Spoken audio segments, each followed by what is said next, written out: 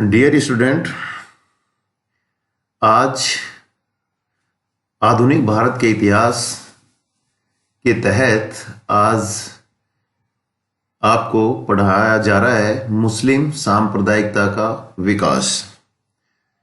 यह एक बहुत महत्वपूर्ण विषय है।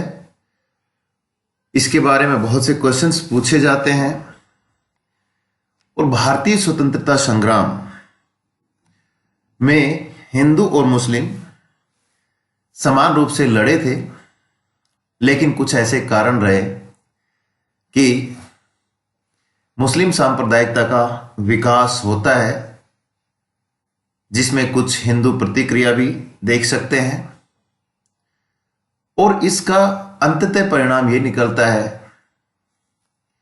कि भारत और पाकिस्तान का विभाजन होता है। हम देख सकते हैं कि जो हिंदू मुस्लिम समस्या को ही हम सामान्यतः सांप्रदायिकता की संज्ञा यहां दे सकते हैं, परंतु भारत में सांप्रदायिकता की समस्या को केवल हिंदू और मुस्लिम धर्मों का विरोध मानना ही उचित नहीं होगा, क्योंकि सांप्रदायिकता के प्रश्न का आधार राजनीतिक अधिक था और धार्मिक कम था। यह भी एक ऐतिहासिक तथ्य है कि ब्रिटिश सत्ता की स्थापना से पहले भारत के दो प्रमुख संप्रदाय हिंदू और मुसलमान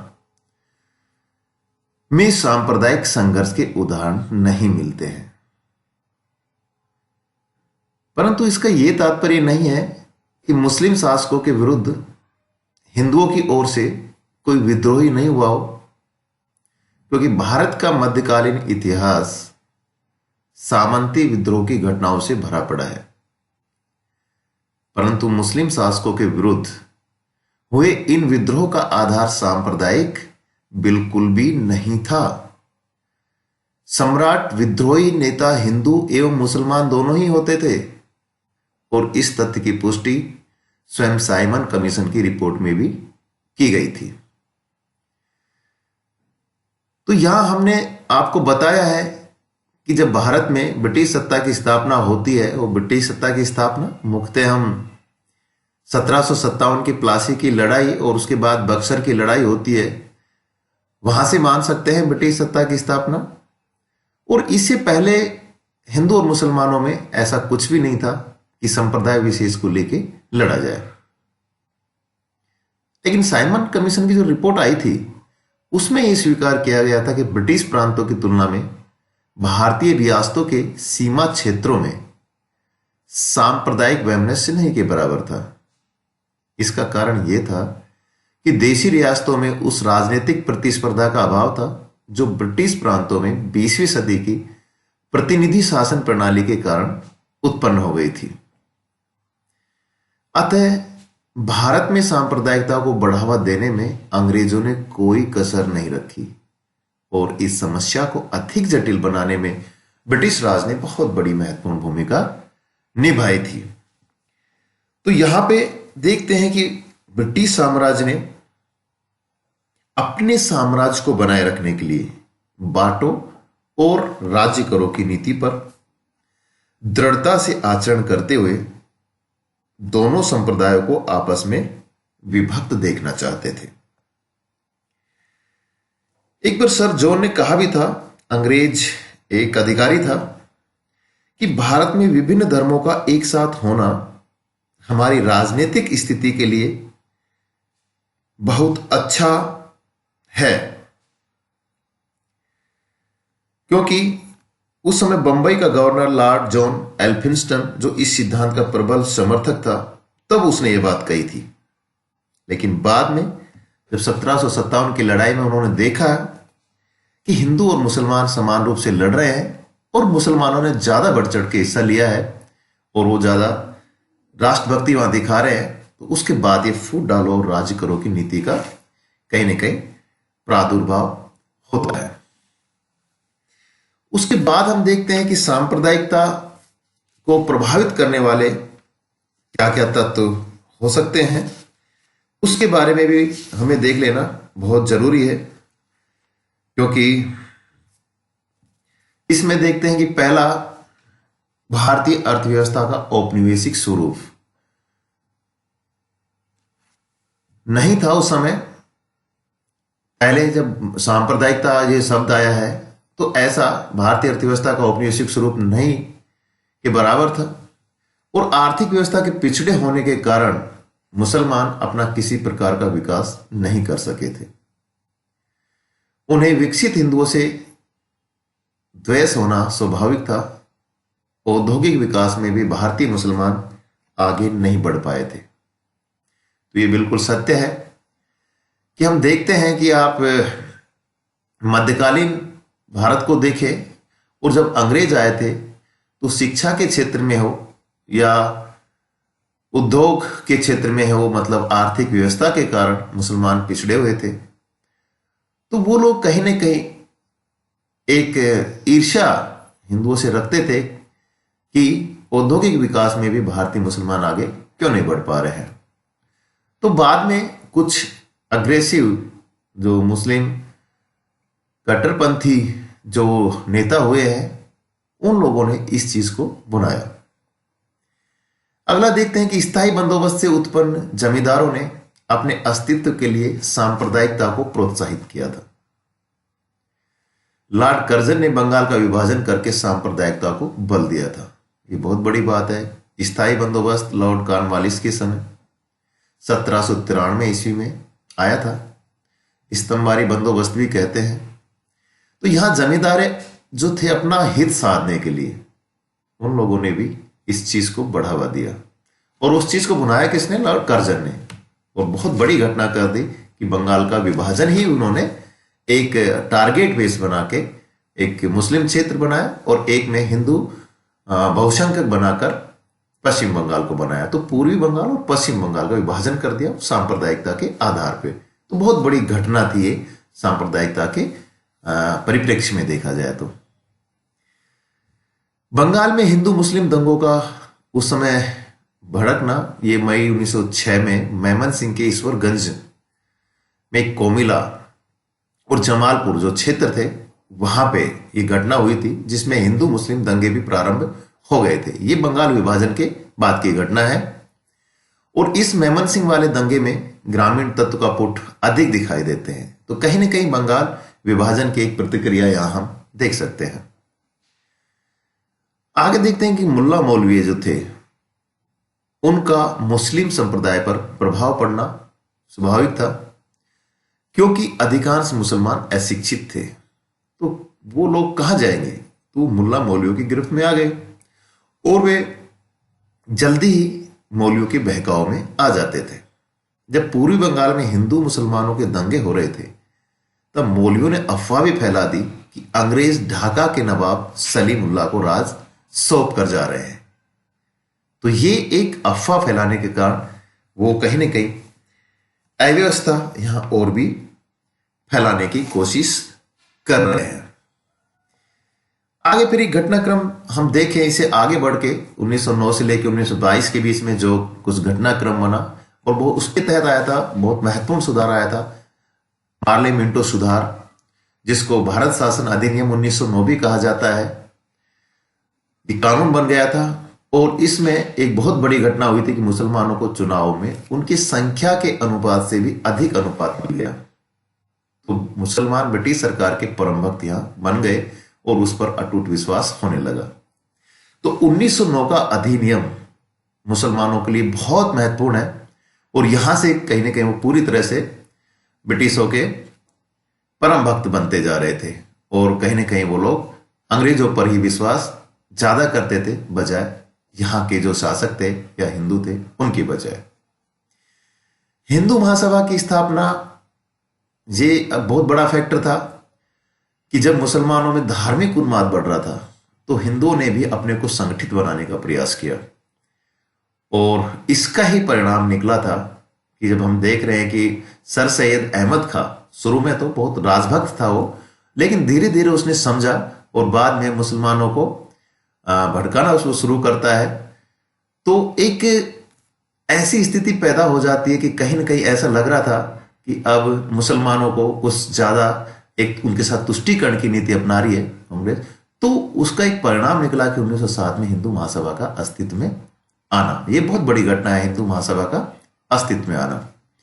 अब ये देखो, यहां पर हिंदू महासभा की स्थापना ही, उसके बेस में क्या है, मुसलमानों में धार्मिक उन्माद जो बढ़ता है, उसी के तहत हिंदुओं में एक संगठन की स्थापना का एक प्रयास किया गया जो हिंदू महासभा के रूप में आता है। मुस्लिम संप्रदाय में संकीर्ण विचारों का समावेश था, क्योंकि हम देखते हैं कि 1906 में मुस्लिम लीग की स्थापना से हिंदू मुस्लिम जो सांप्रदायिकता थी वो काफी उग्र होने लगी, और ब्रिटिश सरकार की नीति भी मुसलमानों के प्रति तुष्टीकरण की नीति हो जाती है। तो मुस्लिम लीग का भी अभी आगे हम इसको विस्तार से पढ़ेंगे, तो उसमें बताएंगे कि किस प्रकार ब्रिटिश सरकार की नीति मुसलमानों के प्रति तुष्टीकरण अपनाती जा रही थी। अगला आता है कि खिलाफत आंदोलन, जिसको हम देखते हैं कि महात्मा गांधी यहां पे पदार्पण हो जाता है 1917 से 1914 में आ जाता है और पूरा भारत में घूमता है। उसके बाद पहला सत्याग्रह करता है चंपारण में, लेकिन जलियांवाला बाग हत्याकांड होता है। उसके बाद कुछ जो प्रथम विश्व युद्ध में सहयोग करता है महात्मा गांधी अंग्रेजों का, उससे निराशा मिलती है उसको, और अंततः वो असहयोग आंदोलन चलाता है। उसी मंच से खिलाफत आंदोलन की स्थापना करता है। तो उस खिलाफत आंदोलन में वो हिंदू मुसलमानों को एक साथ लाने की कोशिश करता है, एक अवसर देखता है। तो जिस आंदोलन को महात्मा गांधी ने राष्ट्रीय आंदोलन समझा था वह पूर्णतः धार्मिक सिद्ध हुआ। 1909 के प्रारंभ के महीने में भारतीय मुसलमान प्रथम विश्व युद्ध में टर्की के परास्त हो जाने तथा खलीफा का पद समाप्त होने पर काफी उद्वेलित हो गए थे, और इसके पीछे उनकी धार्मिक भावना ही थी। और इसी धार्मिक भावना को गांधी जी ने खिलाफत आंदोलन के द्वारा एक साथ हिंदू मुसलमानों को लाने की कोशिश की थी, क्योंकि उसने विश्व मंच को भारतीय परिप्रेक्ष्य में भी यहां देखा। आगे देखते हैं कि भारत में सांप्रदायिकता को उग्र बनाने में तुच्छ राजनीति भी होने लग गई थी, क्योंकि भारत के स्वार्थी राजनीतिज्ञों ने भी अपने स्वार्थ सिद्धि के लिए सांप्रदायिकता का सहारा लिया, चाहे वो हिंदू राजनीतिक हो चाहे वो मुस्लिम राजनीतिक हो। तो वो एक दूसरे के विरुद्ध जहरीला प्रचार करने लगे। तो ये भी एक बहुत महत्वपूर्ण हम सांप्रदायिकता को प्रभावित करने वाला तत्व मान सकते हैं। तो ये कुछ थे कि जो मुस्लिम सांप्रदायिकता को प्रभावित करने वाले तत्व थे, जिसमें हमने काफी कुछ बताया था कि भारतीय सांप्रदायिकता एक अर्थव्यवस्था के औपनिवेशिक स्वरूप का नहीं होना, स्थायी बंदोबस्त से कुछ जमींदार वो अपना हित साध रहे थे, हिंदू मुस्लिम दंगों का भड़कना, मौलवियों ने मुस्लिम संप्रदाय पर प्रभाव जमाना शुरू करना, मार्ले मिंटो से मुसलमानों को चुनाव में उनकी संख्या के अनुपात में अधिक अनुपात मिलना, हिंदू महासभा का गठन होना बहुत बड़ा फैक्टर है। खिलाफत आंदोलन पे और कुछ जो राजनीति की है, स्वार्थी राजनीतिकों ने, हिंदू और मुस्लिम दोनों ही थे, उन्होंने काफी योगदान इसमें दिया है। आगे हम देखते हैं कि मुस्लिम लीग का विकास। मुस्लिम लीग अपने आप में बहुत बड़ा एक पार्टी थी, तो इसका विकास किस प्रकार होता है, इसमें हम देख रहे हैं कि मुस्लिम लीग का जो प्रारंभ ही एक सांप्रदायिक संस्था के रूप में था, तो एक मुस्लिम पार्टी थी, और इसने अपने राजनीतिक उद्देश्यों की प्राप्ति भी सांप्रदायिकता की ओट में ही की थी। इसके जो सांप्रदायिक प्रचार के कारण ये बहुत प्रबल हो गई थी, और इसका एक कारण इसका भारत में अल्पसंख्यक भी माना जा सकता है, क्योंकि मुसलमान सदैव महसूस करते रहे कि बहुसंख्यक उन पर हावी न हो जाए, और दूसरी तरफ ब्रिटिश सरकार भी मुसलमानों में यही भावना प्रबल बना रही थी। तो इसके प्रसार का कार्य 19वीं सदी के प्रारंभ में जेम्स मिल ने किया था, जो 20वीं सदी के प्रारंभ में कर्जन, मॉर्ले और मिंटो ने किया था। वही काम किसने कर रहा है, अब जेम्स मिल कर रहा है। मार्ले मिंटो की मुसलमानों के प्रति उदार नीति के परिणाम स्वरूप मुसलमानों ने 1919 के इंडियन काउंसिल एक्ट के अंतर्गत प्रत्येक विधानसभा में अपनी जनसंख्या के अनुपात से अधिक समुदाय के बल पर आशा से अधिक स्थान प्राप्त किए। तो इस सफलता ने मुस्लिम लीग के 4 चांद लगा दिए। तो ये जो बहुत बड़ा फैक्टर था, तो मुसलमानों को काफी बढ़ावा मिलता है। फिर उसके बाद आता है कि मुस्लिम लीग का आगे विकास होता है, बढ़ती जाती है। देखो मुस्लिम लीग का इससे पहले बता दें कि जो गठन था 1986 में हुआ था और सलीमुल्लाह खां पहला इसका संस्थापक अध्यक्ष माना जाता है। बाकी इसके जो मुख्य जो थे, हम मान सकते हैं मोहम्मद अली जिन्ना का रोल बहुत बड़ा था मुस्लिम लीग में। तो ये जो स्थापित हुई थी मुस्लिम लीग, उस समय महत्वपूर्ण नेता माने जाते थे। अब विकास पढ़ रहे हैं हम। 1912 से पहले जो बंगाल विभाजन को रद्द किया गया था और राजधानी कलकत्ता से नई दिल्ली आ जाती है। तो ये जो साल था बहुत महत्वपूर्ण था 11 और 12 का, क्योंकि बंगाल विभाजन जो 1905 में होता है उसको रद्द किया जाता है और अब जो राजधानी थी ब्रिटिश भारत की वो कलकत्ता से नई दिल्ली आ जाती है और इससे देश की राजनीति में पुनः तेजी आती है और इससे कई परिवर्तन भी होने लगे। लीग की जो प्रगति है कुछ हल्की पड़ जाती है यहाँ पे और मुसलमानों को अंग्रेजों पर पुनः शक होने लगता है। बाल्कन युद्ध जो विश्व पटल पर होता है 1912 और 13 में, जब टर्की को अंग्रेजों ने सहायता नहीं दी तो उनकी शंका और भी प्रबल होती है, क्योंकि जो तुर्की के खलीफा को ये लोग अपना नेता मानते थे, वहां पर अंग्रेज उनकी सहायता नहीं कर रहे हैं, लेकिन यहां पर वो अंग्रेजों के परम भक्त बने हुए हैं। तो यहां पर कहीं ना कहीं उनकी शंका को बढ़ावा मिलता है। प्रथम विश्व युद्ध में परास्त टर्की पर जब इंग्लैंड ने कड़ी शर्तें थोपकर खलीफा के अस्तित्व को समाप्त करने का प्रयास किया तो मुसलमान ब्रिटिश सरकार के तो विरोधी हुए, साथ ही लीग के भी विरोधी बन गए। तो विश्व परिदृश्य का कहीं न कहीं जो परिणाम था, प्रभाव था, वो यहां भी मुस्लिम लीग पर भी पड़ा और कहीं न कहीं ब्रिटिश को ये लोग भी शंका की दृष्टि से देखने लगे। दूसरी तरफ मुस्लिम शिथिल वर्ग भी लीग की नीति का विरोध करते थे। मोहम्मद अली जिन्ना भी उनमें प्रमुख था। परिणाम यह निकला कि सर आगा खां को लीग की अध्यक्षता से त्याग पत्र देना पड़ा। जो शुरुआती दौर में सर आगा खां मुस्लिम लीग के संस्थापक सदस्यों में से था सलीमुल्लाह खां के साथ, उसको आखिर अध्यक्ष के पद से त्याग पत्र यहां देना पड़ता है। अक्टूबर 1915 कांग्रेस और मुस्लिम लीग में समझौते की वार्ता प्रारंभ होती है और दिसंबर 1915 में बंबई मुस्लिम लीग व कांग्रेस का संयुक्त अधिवेशन होता है बंबई में। और इस अवसर पर जिन्ना ने कहा था कि हमने दोनों संगठनों को भारत के भविष्य में एक साथ सोचने का अवसर प्रदान करने को किया और इसका फल 1916 में लखनऊ समझौते के रूप में देखने को मिलता है।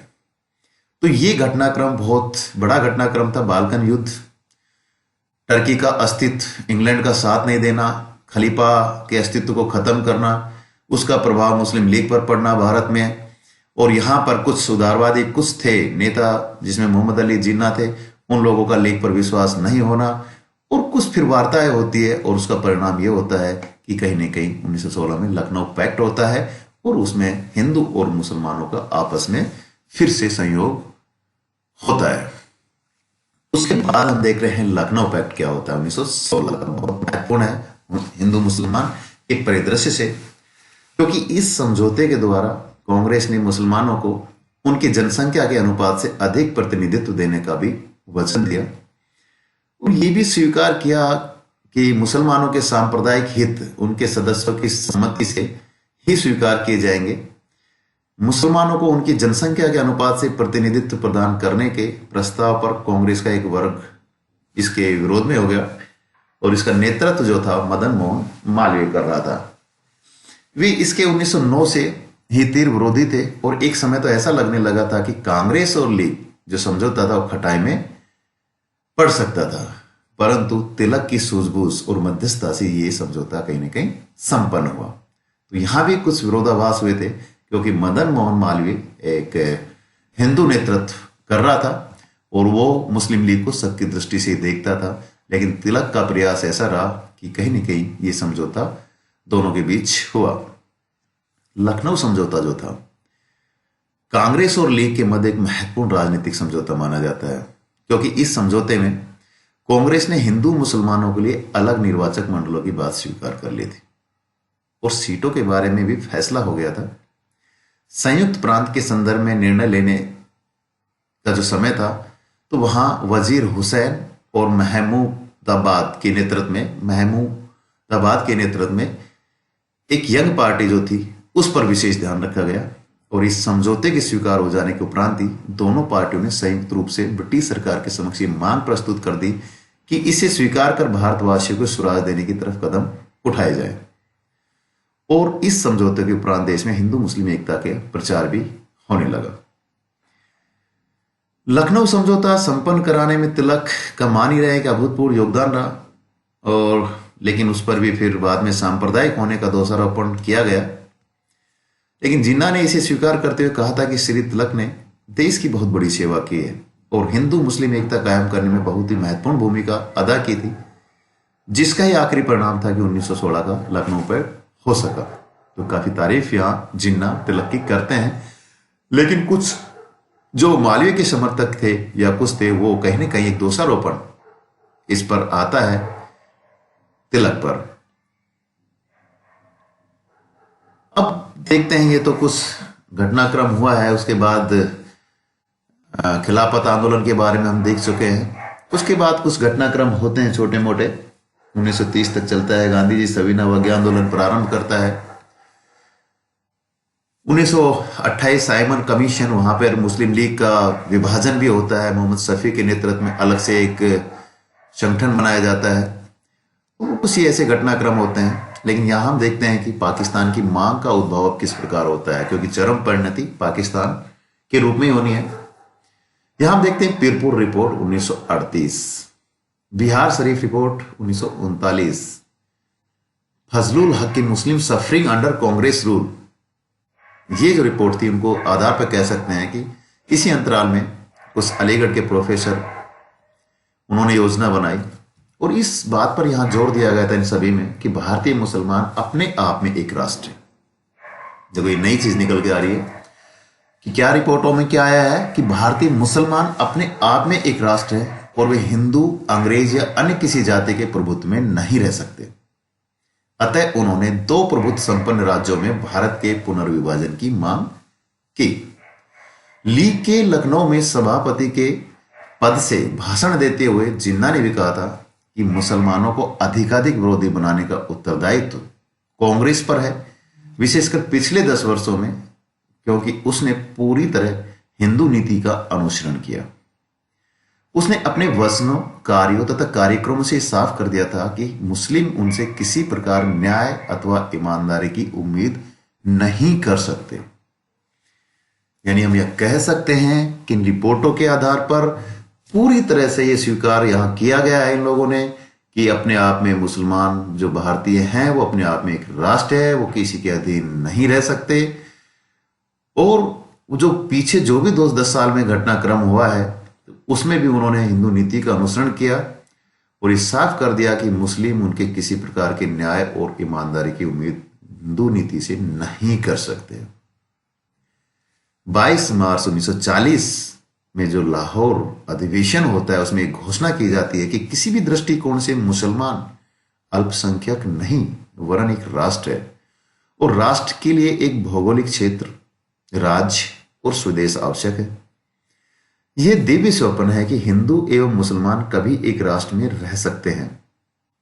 इसके प्रमाण में लीग ने कहा कि प्रांतीय स्वायत्तता ने सिद्ध किया कि भविष्य में भी मुसलमानों को हिंदू बहुमत के अधीन शासित होना पड़ेगा। प्रांतीय स्वायत्तता जो 1935 के भारत शासन अधिनियम के तहत आया था, प्रांतीय स्वायत्तता, उसमें बताया गया था कि मुसलमानों को हिंदू बहुमत के अधीन शासित होना पड़ेगा, ऐसा लाहौर अधिवेशन में बताया गया। दो पृथक राष्ट्र एवं मुसलमानों द्वारा पृथक राज्य की धारणा द्विराष्ट्रवाद कहलाता है। द्विराष्ट्रवाद का सिद्धांत कभी पूछा जाए तो वो यही है कि दो पृथक राष्ट्र यानी कि हिंदू और मुसलमान दो अलग अलग राष्ट्र होंगे, वही द्विराष्ट्रवाद का सिद्धांत कहलाता है। जिन्ना के इसी सिद्धांत के आधार पर लाहौर अधिवेशन में पाकिस्तान का प्रस्ताव पारित किया जाता है। इसका आधार यह था कि भारत के लिए कोई भी संविधान मुसलमानों को उस समय तक स्वीकार नहीं होगा जब तक उसमें भारत के पूर्व तथा पश्चिम के मुस्लिम बहुल क्षेत्रों को एक नहीं किया जाएगा।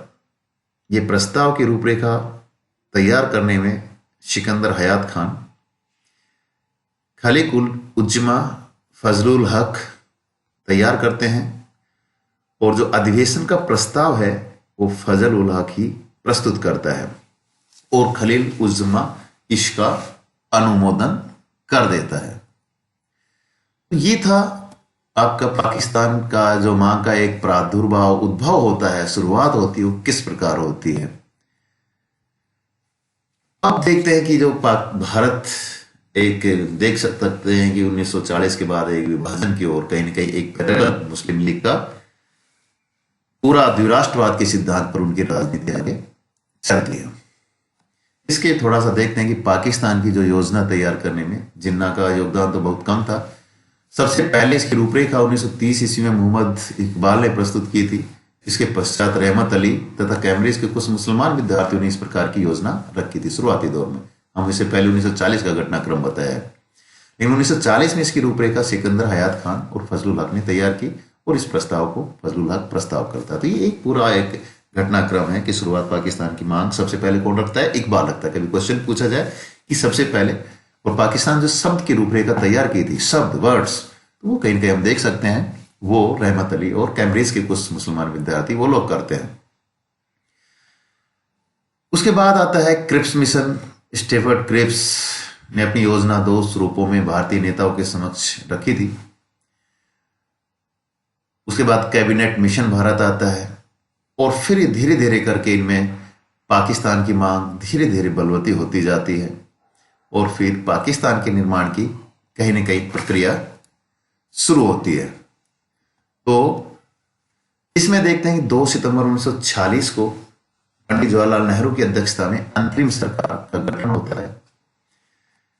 लेकिन देश हिंदू मुस्लिम दंगों का एक कहीं ना कहीं युद्ध स्थल बनता जा रहा था। मुस्लिम लीग की नीति अब केवल हिंसा की नीति नहीं रह गई थी। नेहरू सरकार से भयभीत होकर जिन्ना ने 13 सितंबर को अंतरिम सरकार में सम्मिलित होना भी स्वीकार कर लिया। जानबूझ के वो सरकार में सम्मिलित होना चाह रहा है जिससे नेहरू को परेशानी हो। जुलाई के अंतिम सप्ताह में संविधान सभा के चुनाव हो गए, जिसमें कांग्रेस ने 292 स्थानों में से 201 स्थान पाए, जबकि लीग ने 73 स्थान प्राप्त किए। इस परिणाम से भी लीग भयभीत ही रही और भारत के कोने कोने में सांप्रदायिक संघर्ष कराती रही।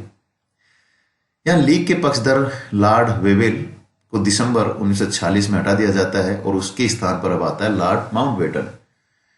22 मार्च 1947 को भारत आया। उधर ब्रिटिश सरकार भारतीयों को सत्ता हस्तांतरित करने की तारीख 30 जून 1948 निश्चित कर चुकी थी।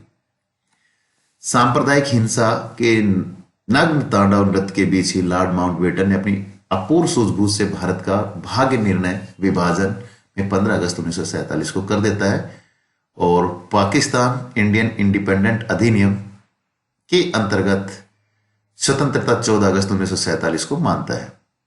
कांग्रेस ने यह विभाजन महात्मा गांधी के विरोध में होते हुए भी तत्कालिक परिस्थितियों से बाध्य होकर अनिवार्यता के रूप में स्वीकार कर ली जाती है। तो इनमें बहुत सी डेट आई है और मुझे लगता है दुनिया भर के यहाँ क्वेश्चंस बन रहे हैं आपके। जो नेहरू की अध्यक्षता में अंतरिम सरकार का बनना 2 सितंबर 1946, जिन्ना का अंतरिम सरकार में शामिल होना, चुनाव होना, लीग को 73 स्थान प्राप्त होना, उसके बाद फिर दंगे करवाना, लॉर्ड वेल का हटना, माउंटबेटन का आना, वो फिर एक प्रस्ताव रखता है। 30 जून 1948 को सत्ता हस्तांतरण की तारीख रखी जाती है और बाद में देखता है कि लॉर्ड माउंटबेटन अब विभाजन तो करना ही है, तो अपनी सूझबूझ से भारत का विभाजन करता है। तो 14 अगस्त को पाकिस्तान और 15 अगस्त को भारत में इंडिपेंडेंट दिवस के रूप में स्वीकार किया गया। तो ये था हमारा एक पूरा घटनाक्रम कि पाकिस्तान का निर्माण किस प्रकार होता है।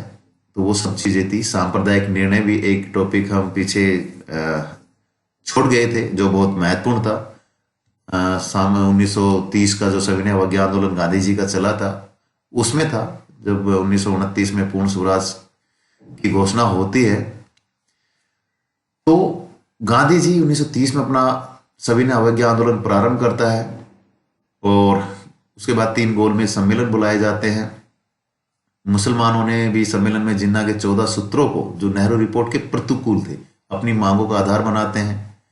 राष्ट्रीय मुसलमानों द्वारा अब जिन्ना के 14 सूत्रीय सिद्धांतों का विरोध किया गया तो जिन्ना को इतनी निराशा हुई कि लीग का नेतृत्व छोड़कर वो इंग्लैंड में ही अपनी वकालत प्रारंभ करने की सोचने लग गया था। लेकिन कुछ ऐसी परिस्थितियां बनी कि मुसलमान उनके नेतृत्व में फिर से आ जाते हैं। और इसी परिप्रेक्ष्य में मैकडोनाल्ड जो ब्रिटिश प्रधानमंत्री है वो 16 अगस्त 1932 को विभिन्न संप्रदायों के प्रतिनिधि के संदर्भ में सांप्रदायिक निर्णय की घोषणा करता है। एक पंचायत था और इस निर्णय के अंतर्गत मुस्लिम, यूरोपियन, सिख, एंग्लो इंडियन समुदायों को विभिन्न प्रांतीय विधानसभाओं में अपने समुदाय के प्रतिनिधियों को पृथक चुनाव प्रणाली द्वारा चुनने का अधिकार दे दिया जाता है। यही नहीं, हिंदू जाति के उस वर्ग को जिसे दलित वर्ग कहा जाता था अपने प्रतिनिधियों को चुनने के लिए पृथक चुनाव प्रणाली की सुविधा दे दी जाती है। हिंदुओं तथा कांग्रेस प्रतिनिधि महात्मा गांधी ने सांप्रदायिक निर्णय का घोर विरोध किया था। तो ये सांप्रदायिक निर्णय हम बीच में छोड़ गए थे। तो इस प्रकार पाकिस्तान का निर्माण होता है और मुस्लिम सांप्रदायिकता का विकास किस प्रकार होता है, ये सब चीजें देखी कि किस प्रकार कुछ सहायक तत्व रहे थे, इसको बढ़ावा देते रहे थे। बाद में मुस्लिम लीग का बनना, देखो इसमें जो महत्वपूर्ण घटना है, जो एक टर्निंग पॉइंट आता है 1857 की क्रांति, है ना, उसमें बढ़ चढ़कर मुसलमानों का भाग लेना। उसके बाद अंग्रेजों को लगा कि मुसलमानों ने बहुत बढ़ चढ़ के भाग लिया है, ज्यादा देशभक्ति दिखाई, उसके बाद फूट डालो राज करो की नीति का शुरुआत होती है।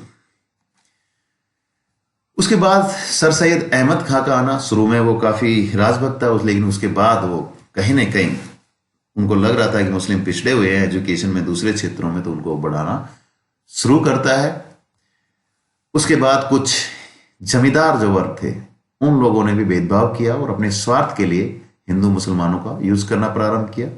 अगला महत्वपूर्ण पड़ाव आता है बंगाल का विभाजन धर्म के आधार पर हुआ, बहुत दुर्भाग्यपूर्ण घटना रही। बाद में लखनऊ पैक्ट से उनमें कुछ एकता स्थापित होती है। खिलाफत आंदोलन जो तुर्की का एपिसोड चलता है विश्व पटल पर, खलीफा को वहां से हटा दिया जाता है, तो उसकी प्रक्रिया भारत में भी हुई मुसलमानों में। अंग्रेज उनको भी शक की दृष्टि से देखने लगे और गांधी जी उसमें कहीं ना कहीं उस चीज को भुनाते हैं। उसके बाद फिर हम देखते हैं लीग का विभाजन होता है 28 में।